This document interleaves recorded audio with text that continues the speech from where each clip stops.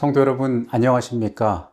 2025년 제1기 6과 하나님의 공의로운 사랑을 함께하게 된 저는 오클라마 교회를 섬기고 있는 전상훈입니다. 이번 한 주 동안 하나님께서 우리의 모든 만남 가운데 함께 하시기를 간절히 바라겠습니다. 기도하시고 이 시간을 시작하겠습니다. 사랑이 많으신 아버지 하나님, 우리의 삶에 다가오셔서 우리에게 말씀하시고 우리를 새롭게 하여 주시옵소서.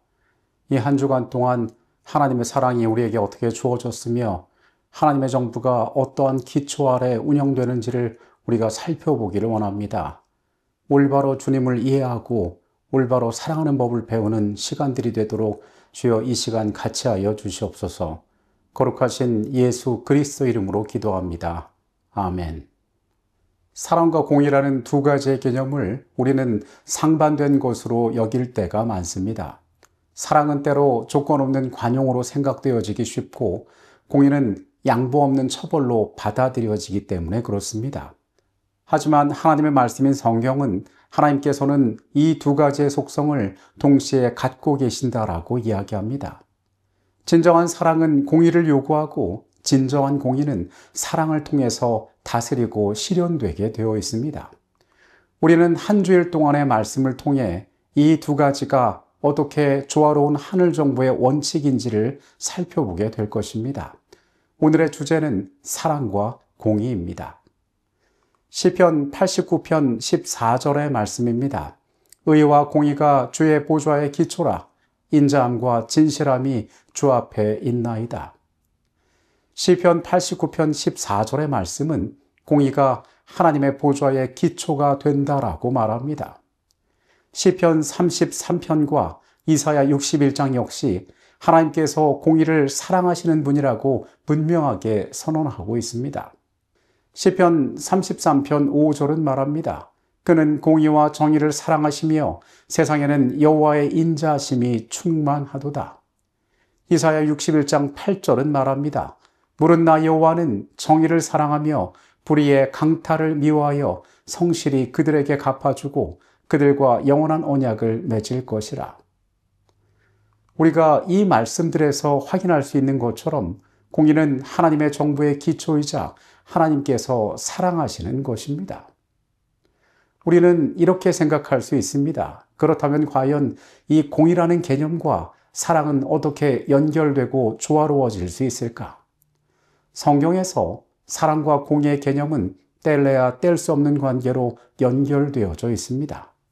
하나님의 사랑과 하나님의 공의는 함께 가며 하나님은 이 세상에서 의와 공의가 이루어지기를 진심으로 원하시기 때문입니다.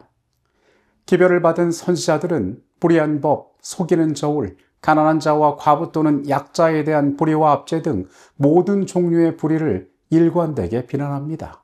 하나님의 기별을 전한 그들을 통하여 하나님께서 악을 미워하시는 것을 우리가 알 수 있습니다. 하나님의 말씀은 관대하고 너그러운 사랑만을 이야기하지 않습니다. 그 가운데 반드시 원칙적으로 주어진 공기와 같은 배경이 있으니 그것은 모든 곳에 하나님이 계시는 모든 곳에 공의가 함께한다라는 사실입니다. 예레미야 9장 24절입니다. 자랑하는 자는 이것으로 자랑할지니 곧 명철하여 나를 아는 것과 나 여호와는 사랑과 정의와 공의를 땅에 행하는 자인 줄 깨닫는 것이라. 만약 누군가가 자기 자신 혹은 특정한 일부의 사람에게만 사랑을 베푼다면 그것을 사랑이라 말할 수는 있지만 우리는 그것을 공의라 부를 수는 없을 것입니다. 사람은 많은 악과 불의를 행합니다. 하지만 하나님께서는 말씀처럼 끊임없이 사랑과 정의와 공의를 땅에서 행하시는 분이십니다. 하나님께서는 이 사랑과 공의를 동시에 이 땅에서 이루어 가시는 분임을 우리는 기억해야 할 것입니다. 하나님의 말씀인 성경은 이 세상의 끝에 분명한 심판을 이야기하고 있습니다. 그것은 누군가에게 두려운 말처럼 들리기도 합니다. 하지만 이 성경 전체에서 하나님께 충성된 사람들은 악을 행하는 자와 압제하는 자를 벌하고 불의와 압제로 씨름하는 자에게 정의와 구원을 가져다주는 하나님의 심판을 매우 좋은 일로 열렬히 기대하게 됩니다. 올바른 판단의 기준하에 세워진 공의는 많은 자들에게 자유함과 구원을 가져다 주기 때문에 그렇습니다. 하나님에게는 인간이 가진 불완전함이 없습니다. 그래서 그분의 공의 아래에 있을 때에 모든 자들은 합당한 축복을 얻을 수가 있게 되는 것입니다. 불의를 미워하시는 그 하나님께서 옳은 길에 행하는 자들을 올바로 판단하신다는 것입니다. 우리가 사는 세계의 사람들도 정의를 외치는 경우가 많이 있습니다. 세상에 세워진 모든 나라들의 정부마다 정의를 말하기도 합니다. 그러나 사람에 의해 통치되는 나라는 온전한 정의를 이 땅에서 이룰 수가 없습니다. 성경은 반복하여서 의와 정의는 하나님의 나라의 기초가 된다라고 이야기합니다. 반듯한 하나님의 사랑의 정부는 정의롭고 의로우며 개인의 이익과 권력을 위하여 불의를 빈번히 저지르는 이 세상의 부패한 정부와는 전혀 다릅니다. 시편 85편의 말씀입니다. 인애와 진리가 같이 만나고 의와 화평이 서로 입맞추었으며. 이 시편 85편의 말씀은 하나님 안에서 인애와 진리가 같이 만나고 의와 화평이 서로 입맞춘다라고 이야기합니다. 사랑과 공의 이 두 가지의 가치가 어떻게 함께 갈 수 있는지, 하나님께서 이 두 가지를 어떻게 소중히 여기시는지 우리에게 보여주시는 것입니다. 미가 6장에서 하나님께서는 우리에게 무엇을 원하시는지를 분명하게 말씀하십니다. 사람아, 주께서 선한 것이 무엇임을 내게 보이셨나니 여호와께서 내게 구하시는 것은 오직 정의를 행하며 인자를 사랑하며 겸손하게 내 하나님과 함께 행하는 것이 아니냐. 오늘 우리가 하나님의 성품을 반영해야 한다면 사랑과 그로부터 나오는 정의와 자비가 그 중심이 되어야 할 것입니다. 진정한 사랑은 공의의 바탕 가운데 주어지게 되어 있습니다. 공의는 사랑을 통해서 다스리고 실현되게 되어 있습니다. 하나님은 세상에서 공의가 이루어지기를 진심으로 우리의 삶에 원하고 계시며 또한 그러한 삶을 우리에게 요구하고 계십니다. 하나님의 사랑은 그분의 자비에 못지않게 공의에도 표현되어 있다. 공의는 그분의 보좌의 초석이며 그분의 사랑의 열매이다. 진리와 공의로부터 자비를 분리시키려는 것이 사탄의 목적이다.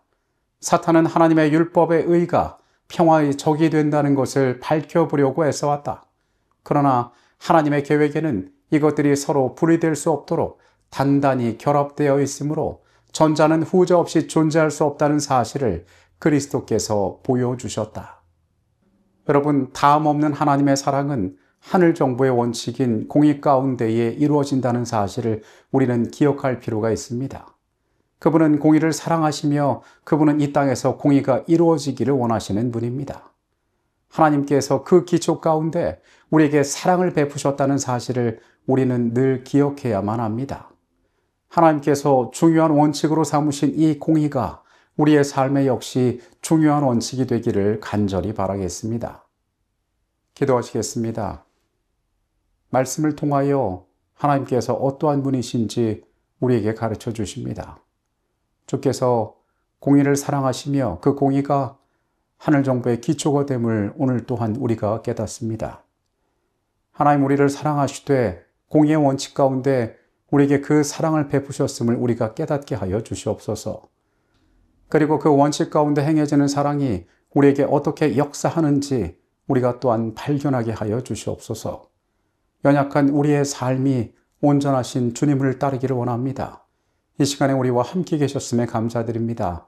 예수 그리스도 이름으로 기도합니다. 아멘.